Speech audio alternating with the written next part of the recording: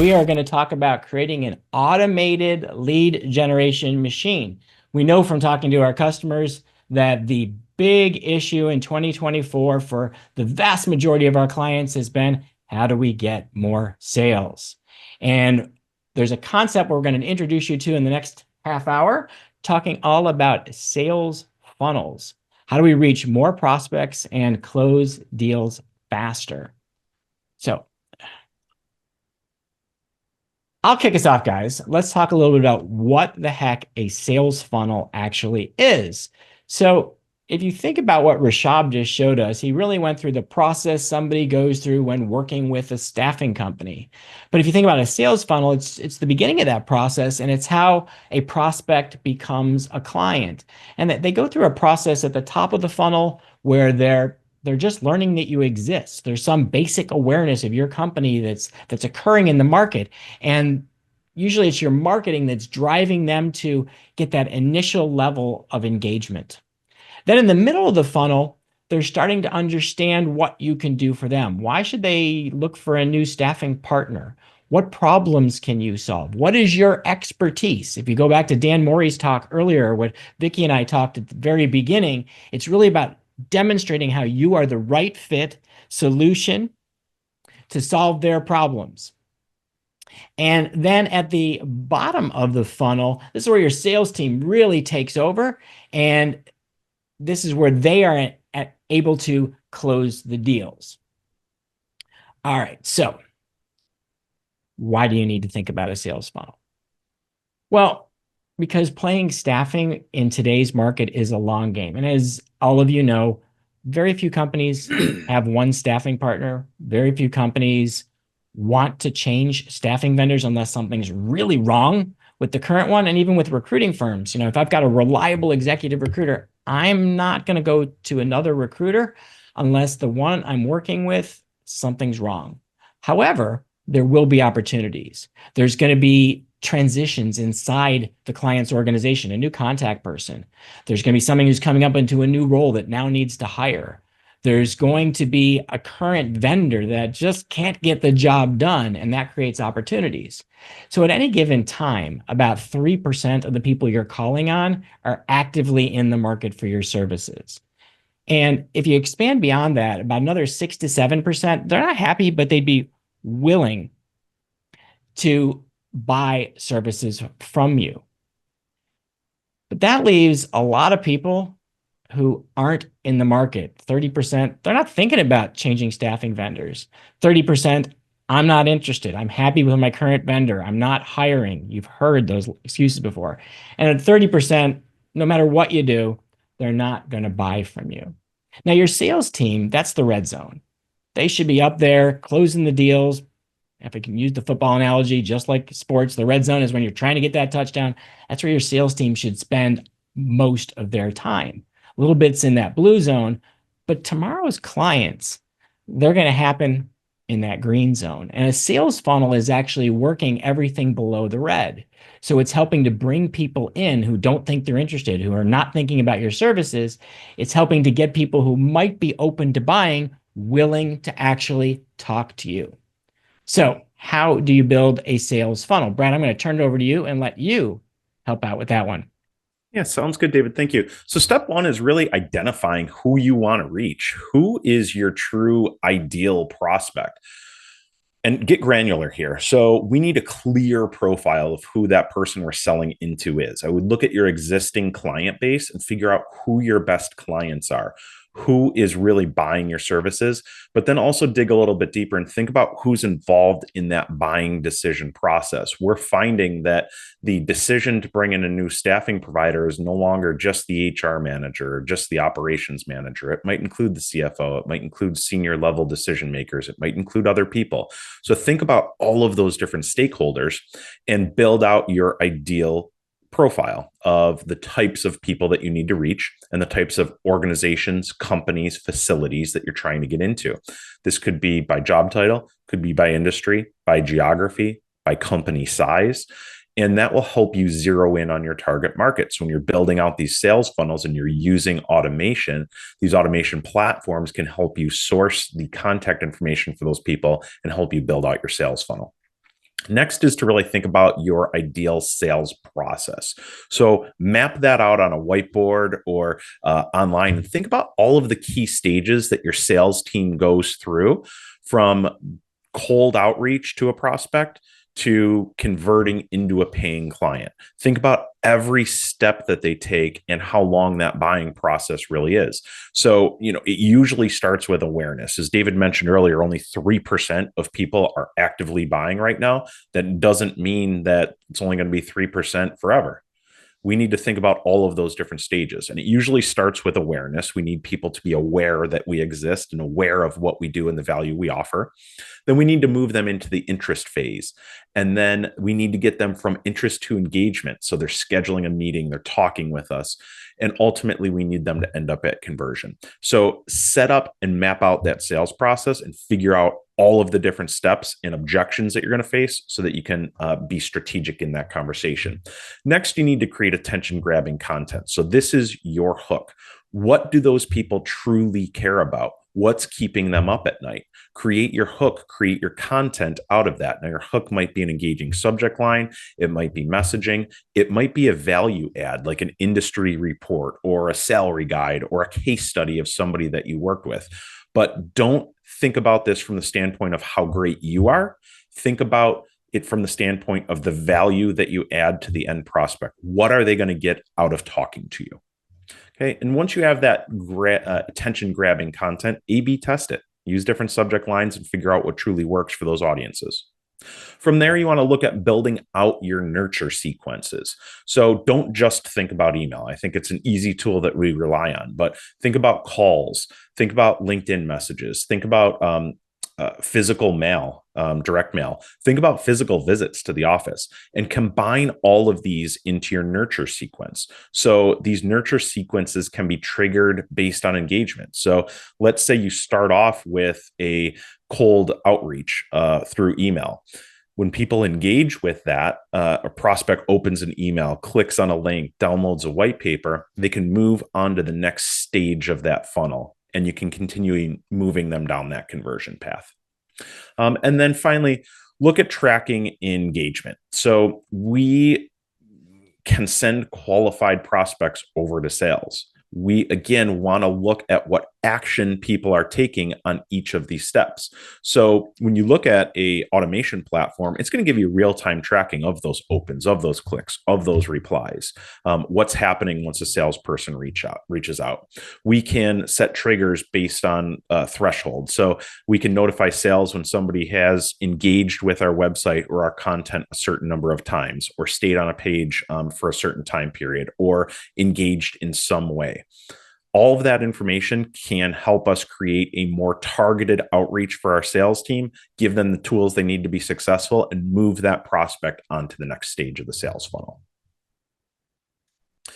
And then we want to look at automating that process as much as we can. So ideally, we want our salespeople engaged in conversations, not engaged in marketing activities themselves. So we want them making those calls, having those meetings. That's where they really add value and can help drive revenue for the organization. So we can look at automating those multi-channel outbound campaigns to reach prospects, again, via email, LinkedIn, text. It can spur and remind a salesperson to pick up the phone and call, or go out and visit the prospect. So look at setting up those sequences so that they're tailored to each type of lead that you're going after, and whether they're a potential client, prospect, and where they're at in that sales funnel. And then the beauty of some of this automation is, again, scheduling and personalizing each of these touch points, and helping automate follow-ups so that nobody falls through the cracks. And step two is really looking at lead scoring. So not all leads are created equally. We want our salespeople focused on the leads that are closest to the revenue, the ones that are most likely to convert, the ones that are going to have a meaningful conversation. And the tools, the sales enablement platforms, can really help you assign scores, again, based on criteria like job title, company size, engagement with our content, engagement with our outreach. And we can move people through the funnel more quickly and allow your salespeople to focus on the leads that are hopefully going to drive the most revenue for you. And then we can look at things like sales call tasks. So once a lead's warm, they've engaged, there's been direct engagement, we can help to automate some of these sales tasks by syncing them with your sequences. So when somebody goes through your sales sequence and goes through the sales funnel and they're doing a certain engagement, task can be created for your sales team. Again, making sure that nobody falls through the cracks, but then serving up warm leads that they should be spending their time on. Reduces that manual scheduling and creates more opportunity for your sales team. And finally, lead tracking re-engagement. It's not just about managing active prospects. I think a lot of times, and especially thinking about that pyramid that David showed, only 3% are active buyers. Okay, we can't forget about the other 97%. Lead tracking and re-engagement helps you stay engaged with those other 97 while your sales team is focused on the 3. But we're going to work them through that sales process and get them closer to the buying point. And then when they exhibit specific behaviors, we're going to trigger our salesperson to reach out and make that call and re-engage with the prospect.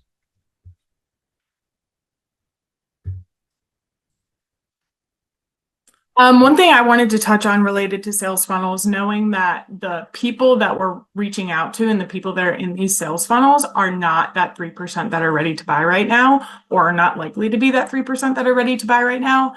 It's that the goal is to get content in front of these people and share content with these people to position you as a thought leader and as an expert in their pain points, in the issues that they're having, and the things that you do really well, so that when the time comes that they're ready to buy, you're the only person that they can think of.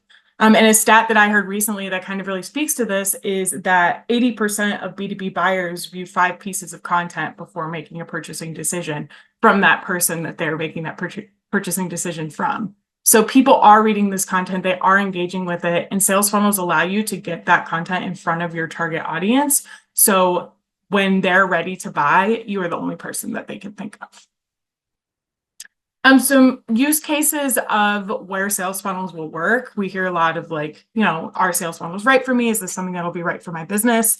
One example is if you are a small business and you lack sales capacity, you have a small team, you're struggling, your small sales team is struggling with the prospects that they have, they're struggling with the touch points, they're really focused on kind of their ready to buy prospects, but they have all these other people that they're trying to reach out to that they don't have the time to reach out to. They don't have the time to maximize their touch points, and you can't really afford to be inefficient with them.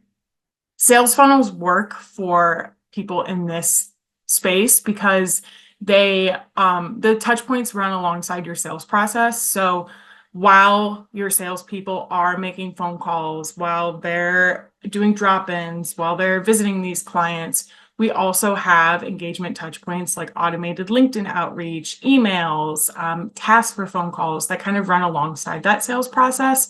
So it kind of it allows you to amplify the number of touch points that you're reaching to your prospects. It also tracks, sales funnels can track and notify teams with engagement. So like Brad had mentioned, we can see if someone is clicking on emails frequently. We can see if someone's opening emails frequently. We can see if they're visiting your website.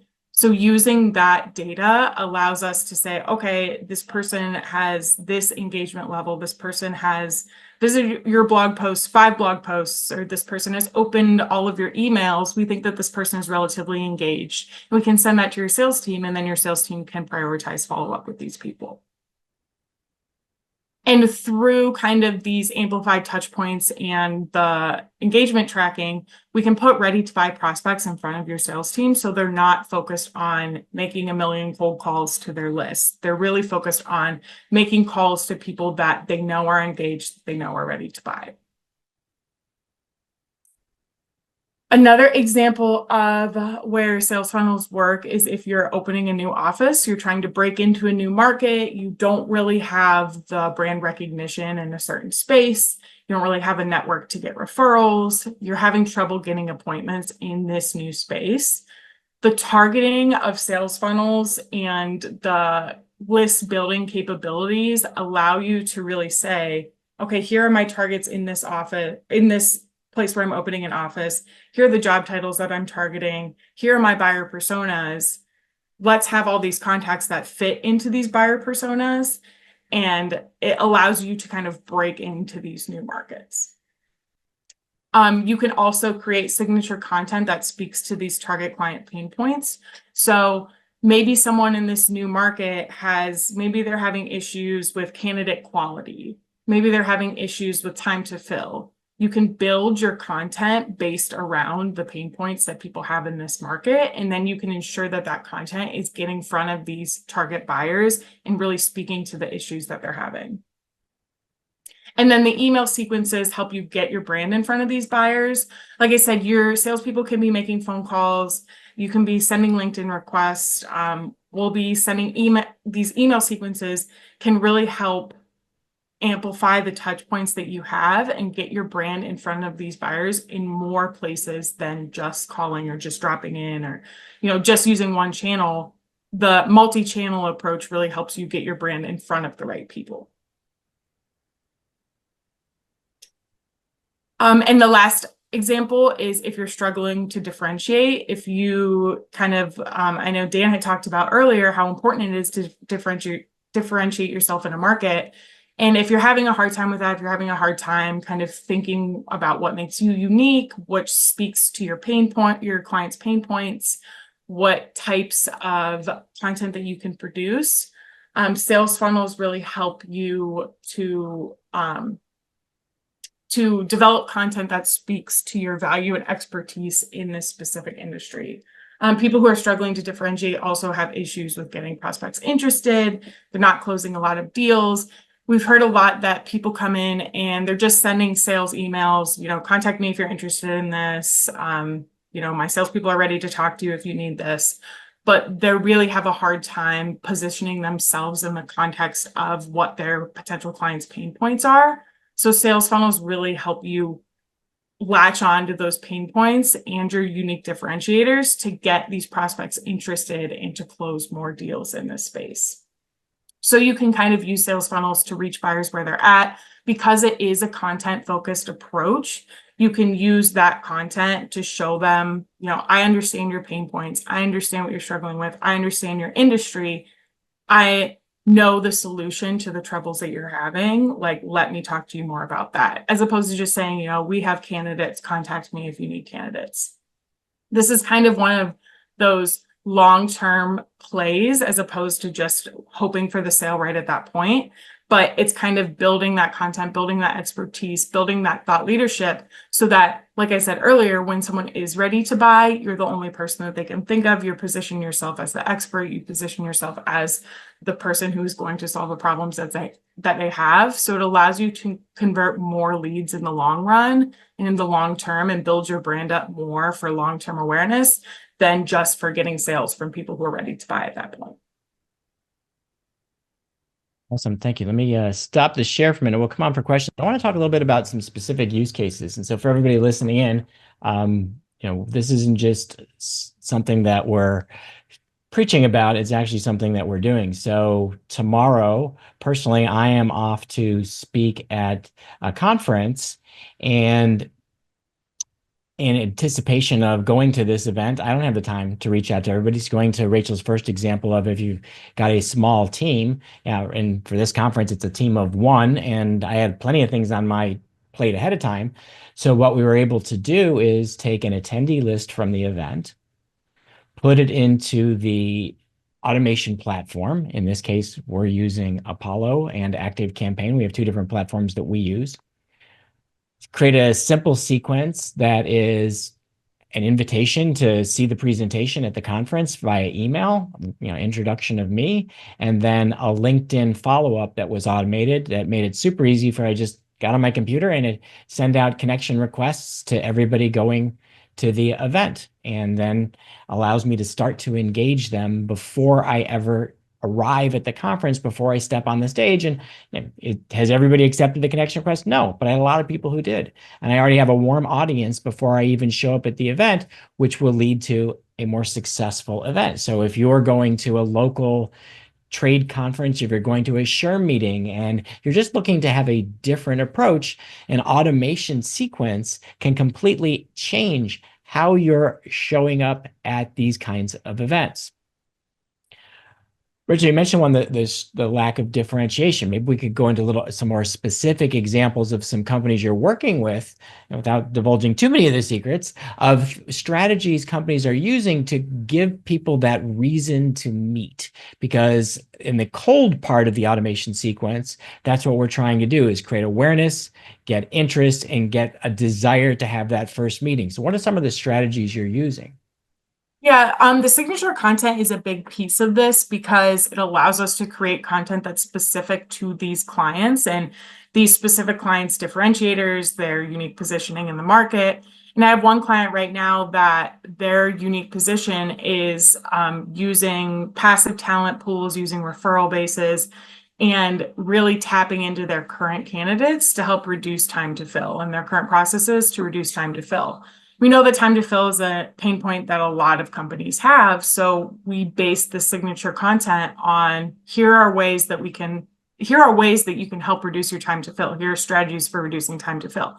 It's not a sales, here's how we do this. It's not a sales, here's how we can help reduce your time to fill. It's literally just strategies to help the potential client understand, here's my problem and here are the solutions to my problem. So that when the time comes that they are like, wow, I'm having such a hard time with my time to fill. I've read all of these strategies. I don't have the time to implement these strategies. I'm going to call this staffing partner because I know that they can solve my specific problem. So the signature content is a really important piece of that. I think, like David had mentioned, also automating the LinkedIn connection requests and LinkedIn outreach, because the multi-channel approach is really important here. I hear all the time, people are like, I don't read any of the emails in my inbox. I delete them right away. People aren't reading emails. But if you're sending emails and you're also reaching out on LinkedIn and you're also going to conferences and you're also running ads and your content's easy to find, that multi-channel approach, when you do send that email, when you do get into that person's inbox, they'll be like, oh, Haley Marketing. Yeah, I saw that guy, David, at this conference. He sent me a LinkedIn connection request. I'm going to read this email because I think what he has to say might be valuable. Awesome. Thank you. But I want to ask you a little about, you've had a lot of clients that have used sort of the integrated direct marketing approach to try to get the attention of buyers. And what kind of impact does integrating the content into the sales process? Because the content usually isn't a pitch for staffing. The content is something that's educational, addressing a problem the client has, and there's so much content out there. How have you seen the content piece of this work? Well, I love the content piece because it gives you something different to talk about. So instead of a salesperson calling up and saying, hey, do you have any job orders? Do you have any openings? I can tell you right now, I've got 3 or 4 voicemails in my inbox of staffing companies doing that. If somebody came to me and said, hey, I see that you have an opening for XYZ position, I've gone ahead and I've pulled the salary report for the local market for that position for you. Do you mind if I send that over? Heck yeah, I'm going to respond. So I think, for me, thinking about what would really resonate, personalizing that outreach and showing the value as opposed to just an ask is where you can make a lot of headway. And then the other thing that I like is there's a lot of turnover with staffing sales reps in this industry. There's a lot. So either you're going to get somebody that's bringing in bad habits, or you're going to get somebody that's brand new and doesn't know how to sell. And honestly, we haven't had to sell in this industry for several years. So I think that this integrated direct approach gives you a process to follow and can make your teams much more successful and give them the data they need so that they're not just blindly throwing darts at the wall. They know exactly who they should target, engage with, and there's a multi-step approach that differentiates them. Yeah, and I can't really reinforce enough the value of having a structured process. I've seen time and time again, been doing this for a long time and time again, companies will say, yeah, when we give the team a structured sequence of steps to follow, they get better results than when they don't have that. And then that's almost always followed up with, I can't remember why we stopped doing that. So people get into a good habit, they find things work, and then they just give up on it. They need to come back to it time and time again. I want to go back to one other thing, Rachel, you mentioned, and Brad, you mentioned as well, the lead tracking. So I mentioned it, staffing is not a one-call close because only 3% is at the top. We got to nurture relationships, stay top of mind, and play that long game. So you mentioned lead tracking, but let's explain to everybody what is lead tracking and then what happens after a lead's been tracked. And I know, Rachel, you're doing the sales funnel automations using Apollo software. They've added that in. And if you're not on Apollo, we have other lead tracking software. So could you explain a little about what the heck lead tracking is and what it does? So lead tracking takes, it goes on your website and it looks at the people who are visiting your website and lets you know the company names of the people who are visiting your website. There's no software out there that can let you know the specific person, unfortunately, but it lets you know. We're all trying to sell that, but companies. none of it's that accurate yet. Yeah, it lets you know the companies of the people who are visiting your website. So if you're targeting Haley Marketing and Haley Marketing is visiting your website, you know that Haley Marketing is a hot prospect. You know, they're going to our hire talent page, they're going to these high conversion rate pages, they're going to our contact us page. We're not getting the conversion from them, but we have this insight into the fact that they are engaging with our website and engaging with the things that we're sending them. Let's make sure that we prioritize follow-up with Haley Marketing. And something that we're doing specifically in our sales funnel automations is we have a specific sequence for people who are visiting the website. We, set a threshold. Someone's visiting the website X number of times. Once we have that data, the people that we're targeting in that list that are at that company, we put them in a warmer sequence, understanding that somebody at that company is thinking about buying something, somebody at that company is interested in the services that we provide. Let's make sure we tailor our content to because we know that these people are interested rather than just assuming that everyone is full. Yeah, thank you. And one of the things I want to add to that is this is a very cool feature that's unique to the Apollo software platform is that you can see that a company was on your website. So let's say that ABC Manufacturing is on your website. You can then build personas of, well, who are the likely buyers of staffing services inside any company we sell to? And you can create all the different personas. Here's an HR persona. Here's a CFO persona. Here's a general manager or an operations person persona. What you can then do with the software is you can say, okay, company ABC Manufacturing was in. Now let's go to the contacts we have and find all the people in those personas at that company and send targeted emails to those people. We don't know which of those people might have just been on the website. So we're going to target every relevant persona, but the automation platform can do that for you to automatically reach out to everybody who might be relevant when a company hits your website. That is one of the coolest features of lead tracking. But I want to ask you on the side of lead tracking. You've used lead tracking with other forms of digital marketing besides outbound automation to make sure that other forms of digital marketing work. How have you used it? So yeah, we have a lead tracking plugin that we can add, and we can look at identifying traffic to an individual page or identifying traffic from a platform. So let's take the platform example. Let's say we're doing social sharing on LinkedIn, on Facebook, on X, on other platforms, YouTube, wherever. I can look at key conversion pages on a website. So we want to get them to engage with us on social or on a platform, get them to click over to our website, and then get them to a contact us page, get them to an application, get them to a request an employee page. I can use that data and that information to make inferences about where I should spend my next marketing dollar. So if I find that the majority of my traffic that's is coming from LinkedIn and getting to a request an employee page, I'm going to spend more time, more effort, more focus, more dollars on that platform. Likewise, I can do the same thing with my content. So I can see what my top performing topics are and then follow that path down over to conversion and then make educated decisions on what to write about, what to market, what to include in my next lead nurture campaign. Awesome. Thank you. We have had a couple questions come in. So one was, how many touches do you think are needed to move a prospect down the funnel?